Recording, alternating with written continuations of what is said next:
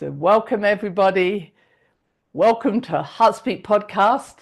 And this is a live podcast and we are going to record it, which is what I'm doing now.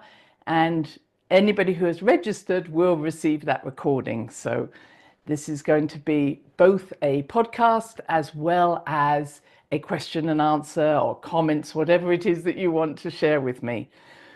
And I'd ask that you wait for the chat room until I've completed so I don't get disturbed as I'm trying to bring as much information as possible into what we're doing. So again, welcome on this different day for many of you, but it's an exciting day we're in and a very exciting time in our history. It is a time of endings and beginnings. And the first thing I want to just say is if you haven't noticed in the sky, we're very lucky to have such big skies here in New Mexico, but I think you should have seen how bright Venus is at the moment. And if you have one of those lovely apps on your phone that you can go out and look at the sky, some of you may not have seen the sky for a while, but Venus is very bright, and next to it is Saturn. And I was surprised because Saturn is not usually so visible. But from the 21st of January round to the 26th, now I'm just getting my dates right, 28th of February, there's going to be 6 planets all lined up. And that's amazing. And then on the 28th, we'll have the 7th, which is Mercury joining it. So if you do manage to get out between now and the 28th of February, go and look in the sky with your app, and you will not necessarily be able to see Uranus and Neptune because we can only see them with telescopes, but you should be able to see the rest.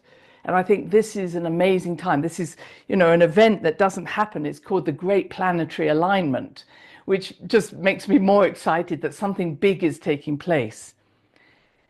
And what is big is taking place is that we are watching as many or most of the big planets, we call them the generational planets, are changing their sign. Now, why I've called it beginnings and endings, it is because, first of all, 2025 is a 9-year. 225 is 9. Now, this means a 9-year is when do we complete things, but it can also be a year of starting new things. So I'm just putting the two together. If you want to know more about your own individual numerology, I know that on my website, if you go into the categories for podcasts, you'll see a numerology event or a numerology podcast where you can work out what is happening for you. And the way to do it, just to let you know, is to take your day and your month and add 9 to it, since we're in a 9-year. And then you can see what year you're moving into. And if your birthday is at the end of the year, I'd say November, December, probably October, it's actually going to happen next year. I'm just trying to say that because that's often a question that comes up. But it's a wonderful way to look at what is this year about for me. And for me, I'm going into a 1-year, so it's a great year for new beginnings. And what I want to say is that as these big planets keep moving, what's going to happen is they will go back in time. In other words, they leave one sign and then they go back again into the old sign. And then next year, 2026, they will move forward and won't go back into the old sign again. So this is a year of almost like finishing things up for all of us. And so it's really a year of saying, what do I need to stop doing? Or what do I want to start doing? And what do I want to be inspired with new ideas? And the reason that I really wanted to say that is we are moving, and I'm going to talk about these changes, give you a few dates around these planets changing, but we have to stop looking at the world in the way we've been seeing it. I'm going to say everything is going to change, including the way we perceive each other, the way we see our world. Now, obviously, that's something that I have a great love of looking at because I've always thought about this being a holographic world. And some of you have heard me say this a million times. Oh, well, what's she talking about? I want you to understand that we started off, we are already 95% of us is a multidimensional being. a light being. And only 5% of us has made this choice to be here at this time. 5% of our higher consciousness said, okay, I'm going to develop this soul, and around that soul I'll develop personalities, and around those personalities I'll have sub-personalities. And I will have a 3D, 4D experience, because there is nothing so challenging but also inspirational about being on planet Earth. You may not agree with me, but this is an amazing place to be.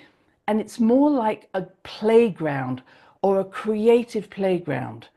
And if you think of something like virtual reality, which is, people put their goggles on, that's what this world is about. We've all got goggles on, and now we believe we're living in this reality where there's length, depth, breadth. But truthfully, all of it's just happening through our mind. So I hope I'm blowing your mind telling you that. But the fact is, we have to stop talking about this world or this life and I'm caught up in it. No, it's all happening from here. And what we're doing is projecting out into our world something that we're resonating with, so we become familiar with it. Now you might say, no, this is the world.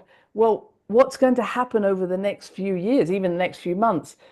Our perception of how we see the world is starting to become different from someone else. And I think we all saw that, especially in the last 4 years. We always say the last 4 years, because it's from the start of COVID. People started to see things differently. Didn't mean someone was right and someone was wrong. It was just different. And so what we are going to start to see is, wow, my friends see this world like this, or my siblings, or my family, but it's not quite how I see it. And that split is going to become more obvious, and it might have already become obvious in your life. And it makes sense when you say, wow, as a soul, I chose to be here. And when I talk to my siblings about an event that happened, they say, I didn't see it like that. That wasn't how I saw it. And so what we're really saying is, if you look back, you may not agree with how you see the world, and nor how you saw your upbringing or whatever it is. So I'm just trying to tell you, you've already started to do this. And why does that matter is the first thing we have to understand is, why are we here? We're not here to suffer and struggle and live this one life that is fated and it has to be this way. We're moving into a quantum computer world where choices are available to us all along. But that means that to know that we have choice, we have to unhook ourselves from that belief that I can't do anything about things. This is the way it is. And that's our hardest ability, because we are so used to feeling safe and secure in situations where we go, oh, I can't change, or this is the way it is, or I'm here to save the world, or this is my mission. All of that can change in an instant if we choose. The trouble is, we've got so used to the familiarity and the comfort of going back there that even if we choose to change, we go, yeah, but that other place was nice. Now, I'm giving you a huge picture here because I want you to understand that nothing is set in stone except if we choose it to be. And so then I come back to one more step, which is, okay, if I'm an amazing multidimensional being who's chosen to be on this planet at this time, what was my purpose? And I'm just going to put over a suggestion that our purpose is to know ourselves, to become more aware of who we are, just as, I believe the Creator God created us all so that it could know itself. It's just a story. But the fact is, if we are mighty creators of our reality, every situation we find ourselves in, which we are in, and we're having the experience, and it's not that we're not having that, we have to ask that question, why did I create this world? Why did I create this particular experience, this event, this family, whatever it is? So instead of feeling I'm lost in this, being able to say, I'm sorry to say it so simply, but what am I learning from this? Why did I create it? What am I getting out of this? Because if it is a holographic world, it doesn't exist. You have to have created it in order to know yourself in a different way. Now, you might say to me, no, my mother does exist. Well, she does, but she is also we project onto all these people what we want to see. And so what we're starting to understand, instead of saying, well, my past life and this is why I'm like this, no, I'm sorry to say, there is no past life, there's no future life. It's all now.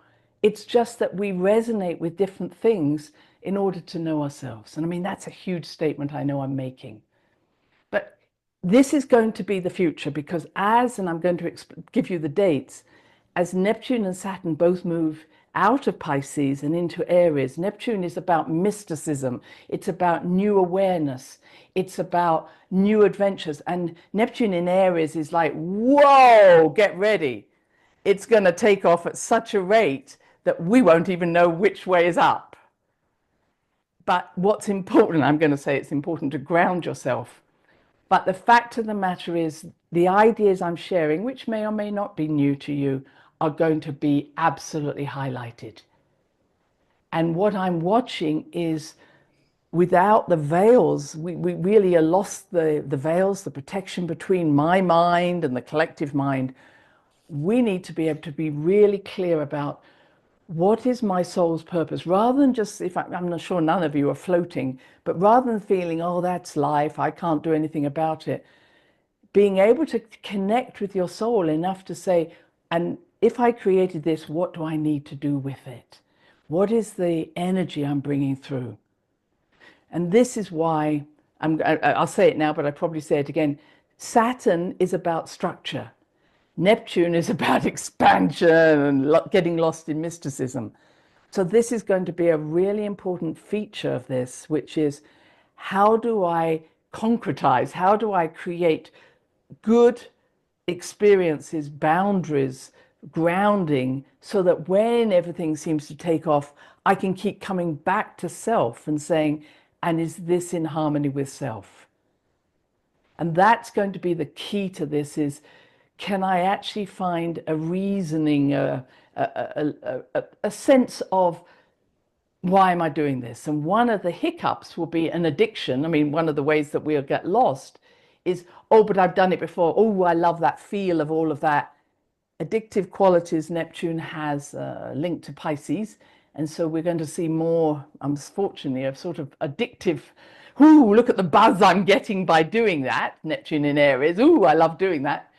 And Saturn's going, hang on a minute. Yeah, I know you get your buzz, but is it actually taking you in a way that's going to be fundamentally good for you? Or is it just a buzz?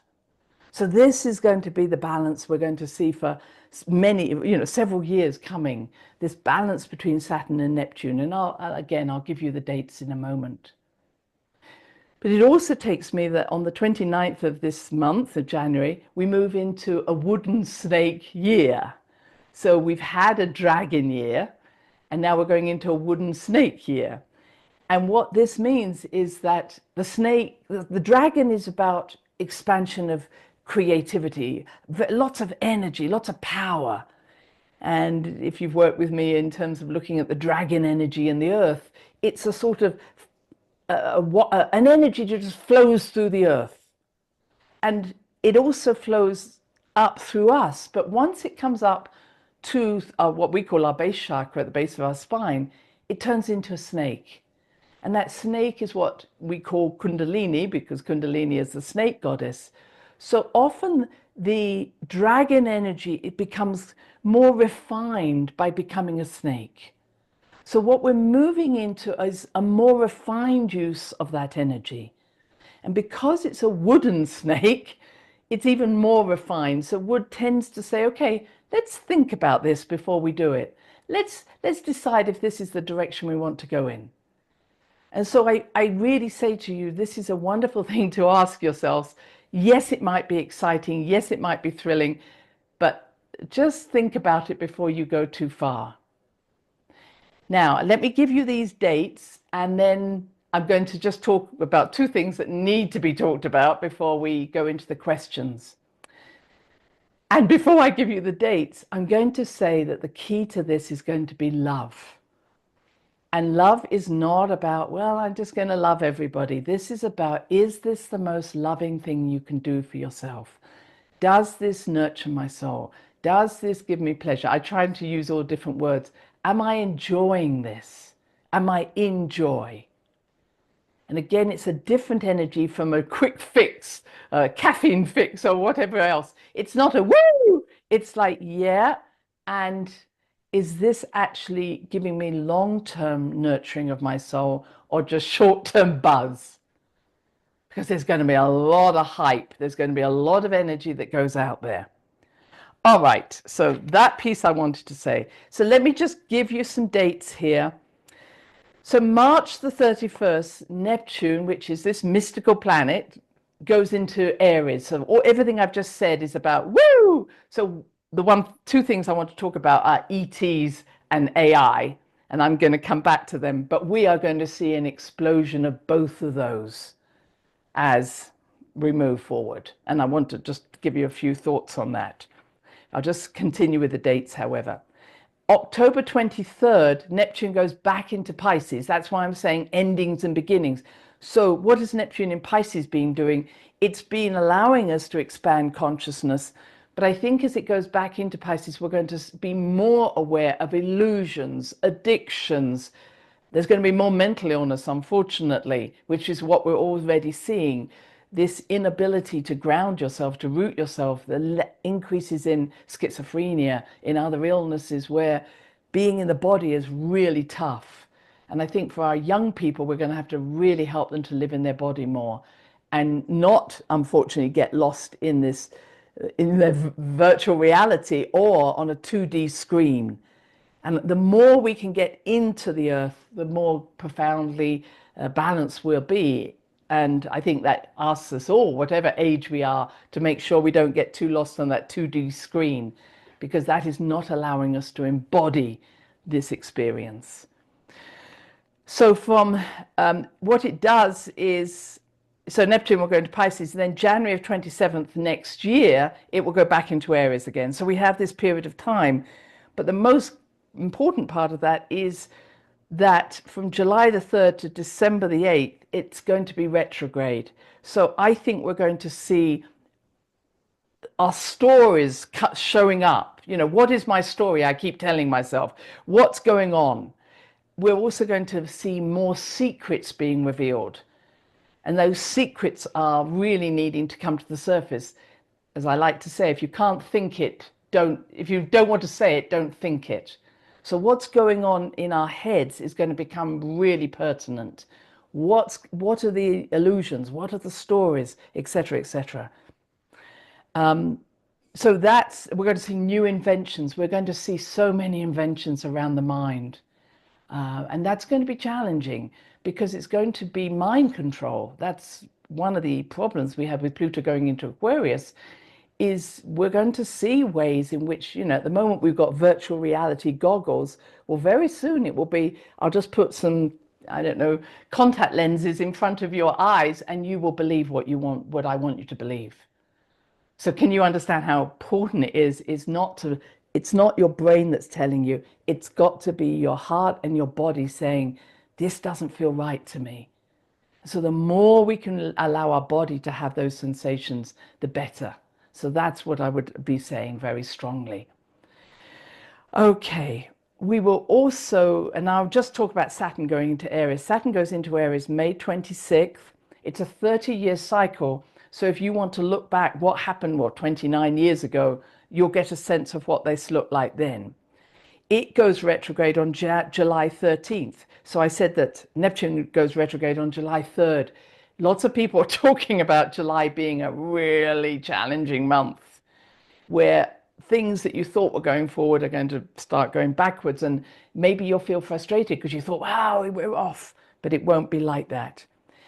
Saturn and Neptune actually meet at the end of July. So I think, as I said, it's really going to be a good time for psychic work. I don't want to say don't be psychic. So psychic activity is going to be heightened. Your awareness, your dreams, your vivid dreams, your synchronicities, if you understand, you'll be resonating with things at a much higher level. I just feel right. You may be more interested in star groups, your own star group, intergalactic beings, multidimensional teachings. You might find yourself channeling information. You might find yourself speaking what we call the language, the light language. So you might find yourself writing more. So there's a real buzz of energy. My suggestion, having been intuitive all my life or being part of that world, is always ask, first of all, of course, only let myself receive information from love and light. And secondly, make sure it lines up with you. There's so much information out there. I'm watching people get so excited. Wow, I'm tapping into this. Yeah, but how's it working for you? What's it doing for you? So I know it might be, what can I do for the world? Remember, the world is just a hologram. So it has to come back to you and say, is this helping me on my soul's path? Is this enriching who I am? And I'm meeting a few people who are having these communications with other beings, which is fantastic. But if it feels like an insistence that they want to speak through you and you don't want to wake up at 3 o'clock in the morning, then they're probably not the beings you want to talk to. And I've found that if I advise people just to close the doors over their chakras, if when you do that and say, I'm not waking up at 3 a.m. or whatever, if you get the sense that there's someone who's trying to connect with you isn't happy letting you do that, then you need to know they're not coming from love and light for you. So again, free will is the most important part. You need to know that you have free will, you have choices. This is where it's going. Last thing, what did I want to say? I think then Saturn goes back into Pisces 2nd of September, and we'll go back into Aries February 15th of next year. It goes direct in November. I just want to tell you that period of time, I think between July, early December, this is going to be very interesting. There's going to be a lot of turmoil, but if again, I say keep your feet on the ground, make sure it works for you, because things are really changing. And I think the other thing that's happening in July, Uranus goes into Gemini. Every time Uranus moves into a new element, this time it's an air sign, sometimes we get very unexpected events. And I would say early July, again, this July period, make sure that you've got water in your house and, some bottled water and some food and maybe some means of communication, because the one thing that could happen when Uranus goes into Gemini is the satellites come down or something happens to the communication. And we're so reliant, as we are today, on being able to communicate, but also on anything that's electronic. That could be a problem. Just to tell you that could be happening. And it goes retrograde in September, comes back again in November. It goes back into Taurus in November, just get that right. It goes direct in 2026 in February. So that's the kind of overview. The two things I want to say or three things. First of all, let go of the idea of karma. None of us are here because we've done something wrong or that we don't deserve something. And my friend Makua used to say, karma is giving back something that doesn't belong to you. And I heard Bashar give another statement, which I liked, was he said, karma is about movement. He says, karma is moving back into alignment with your soul. And so, don't feel there's anything that you're karmalized, you're meant to be doing. It's really about, okay, does this enrich me? Does it enrich, the world that I'm living in? And if you're not enjoying it, stop doing it. And do it until you find that that isn't what you want to do. And, I know that we can all get caught up in, yes, but I'm doing this for my children. I'm doing it for my grandchildren. I'm doing it for my husband. I'm doing it for my wife. Remember, that's your projection. They're living another world than you are. And so check in with them. Is that what they want? because sometimes we assume we know what other people want, and sometimes that isn't helping anybody. So I'm really asking to look at family, especially while Mars is in Cancer, which it is at the moment. It's really stirring up these old childhood stories we tell ourselves. Oh, it's my childhood. No, it isn't. You chose your childhood. You chose the way you were going to be born. You chose your parents. You chose where you were going to be born. So it was already in place before your childhood, I have to say. So you can't just blame what's gone on. But you made this decision, however bad, and I know some of you will have had horrendous childhoods. It isn't I'm saying, oh, you made the choice, get on with it. But you are a mighty soul who said, through this experience, I will whatever it is that your soul wanted you to do. And so that's the key to this. Finally, AI, and I think Bashar calls it accelerated intelligence rather than artificial. He said there's nothing artificial about it, and that's absolutely true. AI is coming, folks. So whether we like it or not, it is going to be an integral part of our lives. Already, I'm using AI, even talking to you probably. We go on our phones, we go on somewhere, and we're already asking something that has a quicker way of accessing information to give us information so we can move on. And I think Bashar, he talks about saying when AI becomes a slave of humanity, it will rebel. If we see AI as an entity that's helping us, then it will be accepted. And I think that's something reasonable to think about. It's not our slave. And I think that anybody who thinks that we can control AI, we can't. What we have to do is work with it and respect it for what it can give. But the one thing that we have, which is very separate as humans, is this initiative, this ability to be inventive, this creativity, as well as the compassion. And so I think that AI will never be able to do those things. But if we keep doing the same thing and expecting a different result, we're not really using all our skills as human beings. We are highly creative. We are creating our world every day. Now we have to make choices that does this creation expand my consciousness or just keep me locked up in the same old pattern. And the last thing I want to say is about ETs. ETs are already here. We are ETs. We've all come from, we are all extraterrestrials. Our star family is coming closer and closer. They are not just from our solar system, our area, Pleiadians or Sirians. Most of us have got contacts throughout the galaxy and throughout the galaxies. At least 22 different groups made up our genetic makeup. So it's an exciting time that this is all awakening. But what we will see is there's going to be a way in which, if we knew we are star beings, we would no longer be limited in our thinking.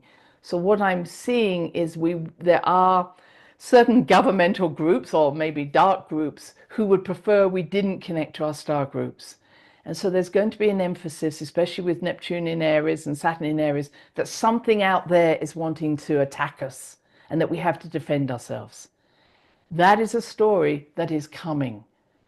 And I want to say is beware of that story. Call on your own star group, whatever you want to call them, and say, I want you to come in peace and love, because if they really wanted to attack us, they could have done it any day. You know, we are very low in our weaponry or whatever. They have means that are far beyond anything that we can understand. But I do know that I was listening to a man who had a really unique experience of meeting up with a group. And he said he'd never cried before, but the love that was coming from this group was astounding. And he said it totally changed my life. And he had just made that contact. He was a military person. But he said he also came across people who were calling in the ETs. And that was okay. But what happened is it also caused other groups to say, I don't want you here. So I'm just saying is, ask that those beings who work with you come in the name of love, and that they are already here. They don't need a machine that flashes lights. Their abilities they're already walking amongst us. And that for us to be able to open our hearts and minds to those who are our soul family, our star family, is really important. So I think I'm going to just stop the podcast at this moment so I give you a chance to. Thanks for listening to the Heartspeak podcast with Dr. Christine Page. Please check out all Heartspeak episodes in the podcast archive section on www.christinepage.com. Heartspeak is also available on iTunes, Spotify, Google Podcasts, Tumblr, and now playing on Amazon Music and iHeartRadio. You can also watch the archive podcast on Christine's channel, on YouTube, and now on Rumble. Connect with Christine on Instagram, LinkedIn, and Facebook group, The Great Mother Calling. Do share with family, friends, colleagues. Join us next time for another edition of Heartspeak.